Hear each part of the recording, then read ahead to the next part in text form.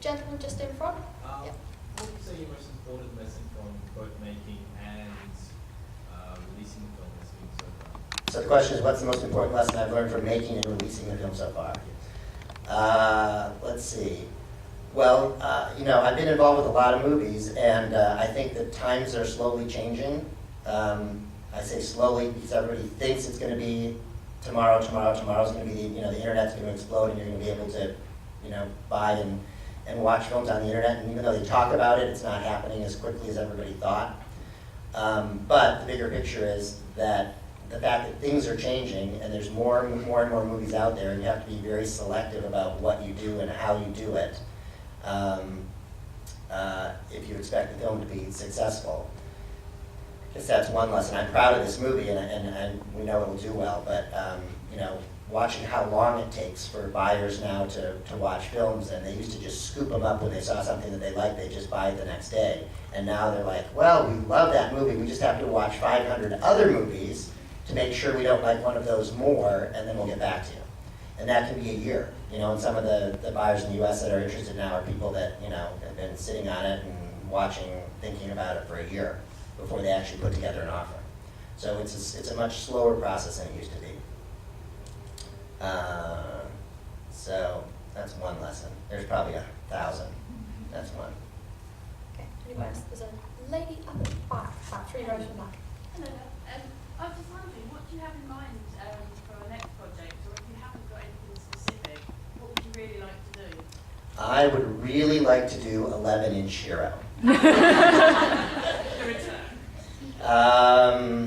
I actually just did finish another film called Ace of Hearts. It's a family movie that was a Fox movie. I watched the trailer for that one. Really? Yesterday, yeah. Okay. That's out there. Is it here? It might be in stores here now, I'm not sure. Very different movie, very warm, sweet family movie, very family. This is a little bit racier. And, you know, there's a few things that are hanging in the balance right now that haven't quite come together. One is called E-Girl. That's a script that I'm really excited about, something that just got handed in a couple days ago that I think turned out great, and is something that I hope gets made. It's a little bit internet related as well. And there's an action movie that's been talked about that I might end up doing. We're putting that together with the lead actor right now, so I'm not quite sure what's going to be next. There's always like 5 or 6 things hanging in the balance, and you know, I usually take whatever's first, assuming that I like the script. Okay, I'm not sure which of the twins is which, but yeah, go for it. Did the cast improvise a lot during the filming of the scenes? Did who improvise? The cast. Did the cast improvise a lot during the scenes? There's definitely some improvisation.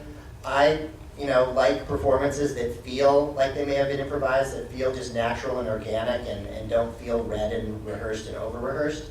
So I think a lot of what hopefully to you feels natural and maybe improvised there, it's really not. It's scripted, word for word.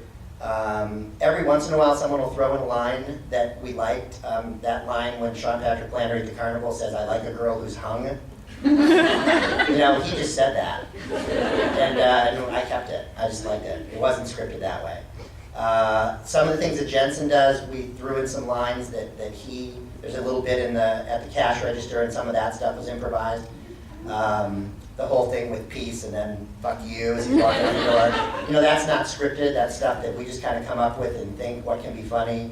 When Sean runs down the beach and he goes, whoa! You know, that's not in the script. I just always look for stuff that, you know, sort of, I always say when you watch a basketball game, not to follow the ball, look at how the people are preparing and playing without the ball. And so I talk to the actors like that, and I say, you know what, I want to know what you're doing and how you're reacting when you're not speaking.